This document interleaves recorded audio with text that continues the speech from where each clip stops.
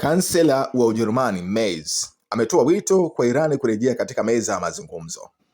Kansela wa Ujerumani Friedrich Merz ametoa wito kwa Iran kurejea katika mazungumzo kufuatia vita vyake vya siku 12 na Israel ili kuepusha ongezeko la vita katika Mashariki ya Kati. Akizungumza katika mkutano wa pamoja na waandishi wa habari, kansela wa Austria Christian Stocker mjini Berlin, Merz alisema kuwa harakati za Tehran za kumiliki silaha za nyuklia zimesababisha madhara makubwa ya kutosha. Iran haipaswi kuzidishwa mzozo juu ya mpango wake wa kumiliki nyuklia, alisema. Tutafanya kwa sehemu yetu kuleta utulivu katika eneo hilo.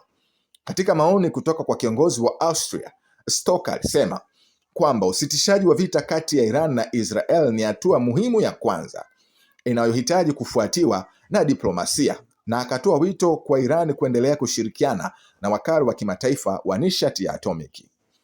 Taratibu za ufuatiliaji lazima zilemazwe, kwani hiyo ingewakilisha hatua nyingine kuelekea kutokuwa na uhakika, alisema.